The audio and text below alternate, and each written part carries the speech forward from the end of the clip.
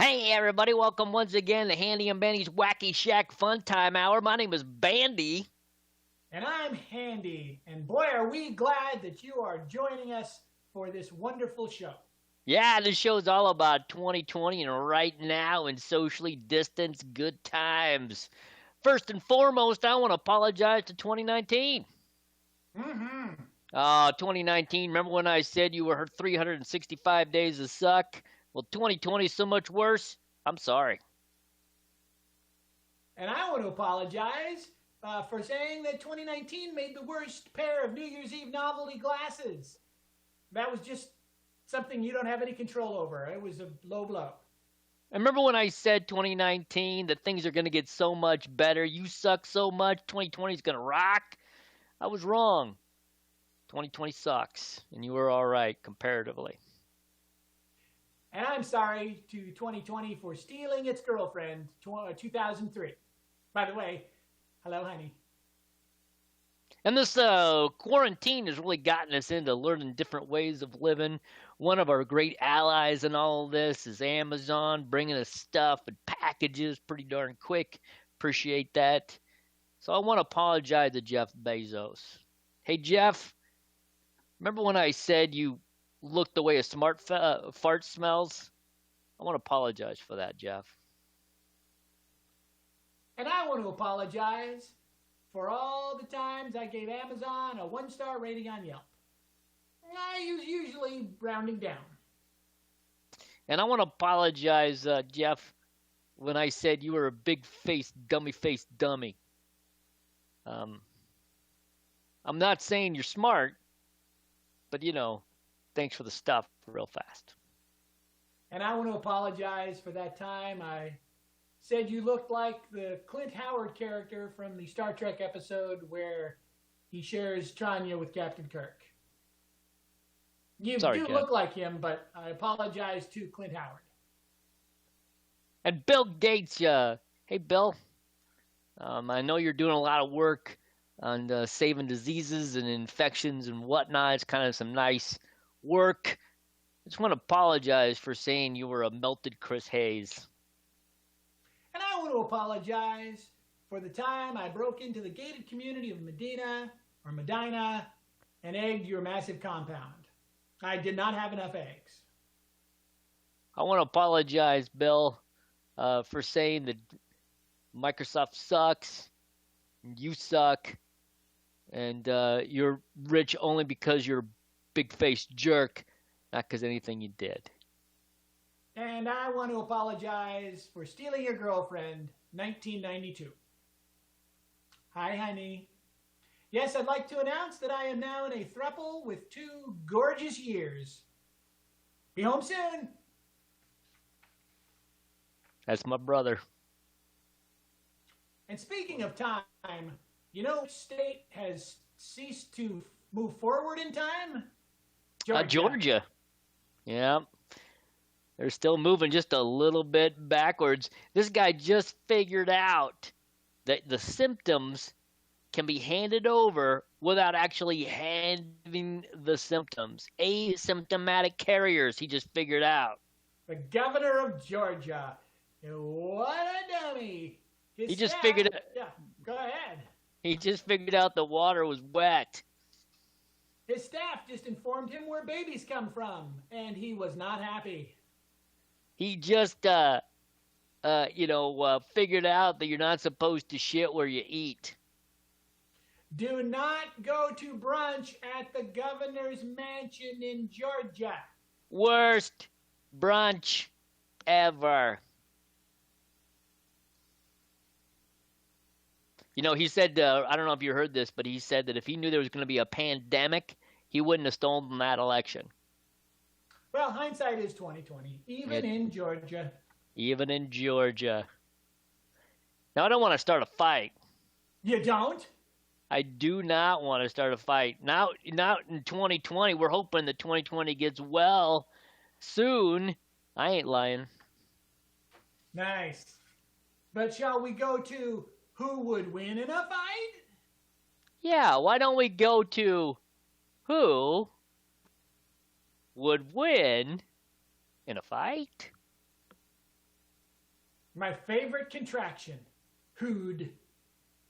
Now then, because everyone is supposed to be staying home and away from everyone else, we have chosen two fighters who are no strangers to social isolation. Hermits of the first degree, ladies and gentlemen. Right. Hermits of the first order, indeed. On my side, we've got Robinson Crusoe.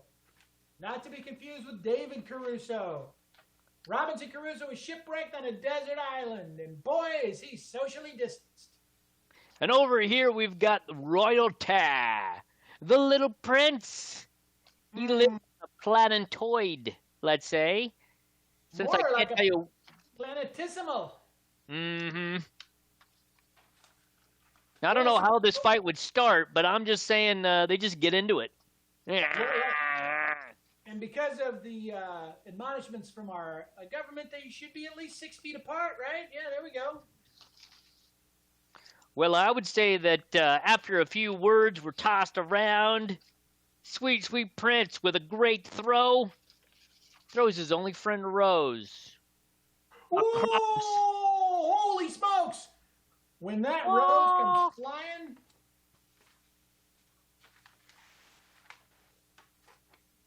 talk about magic. There's that Rose you threw all the way from Belize. It's hitting Bothel right here. Oh, it's got 4 thorns, you know. It's true. And that's the sharp part. You know what thorns do? They puncture. They puncture and they cause hemorrhaging, which is a fancy word for bleeding.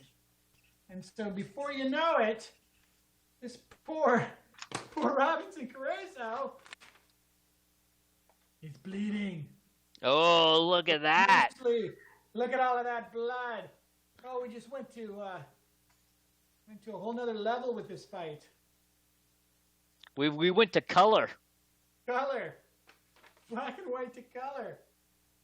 Well, Robinson Crusoe is definitely shocked and chagrined that the little prince brought his only neighbor in on this fight. So, of course, Robinson Crusoe retaliates by bringing in his only neighbor.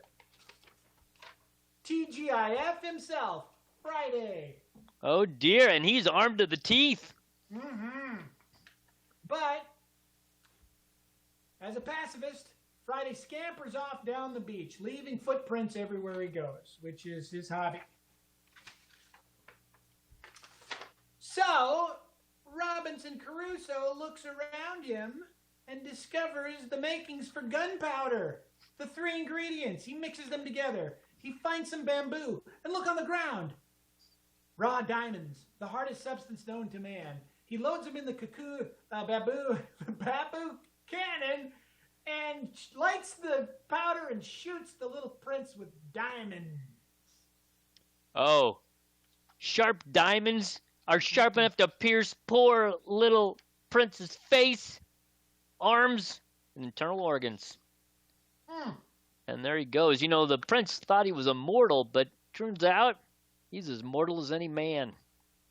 So, Cuckachoo, here's to you, Robinson Crusoe. You have won decisively this fight using the Gorn maneuver, I'm going to call that. He probably saw a little bit of Star Trek on the island. He may have. No letters.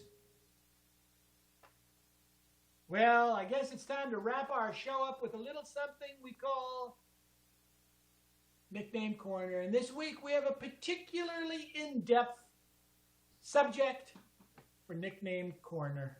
One of the many heroes of this pandemic, the medical professionals trying to keep us safe, Dr. Anthony Fauci. You know him as the one definitely not insane member of Trump's coronavirus response team. But if you grew up with him in Milwaukee, Wisconsin, you would know him by his birth name, Anthony Fauci. That's right. Growing up on the mean streets of Milwaukee, Anthony Fauci was known for his ability to repair almost any medical device. You know, that's him showing you which to make sure you wash your thumbs. Every part of the hand should be thoroughly washed.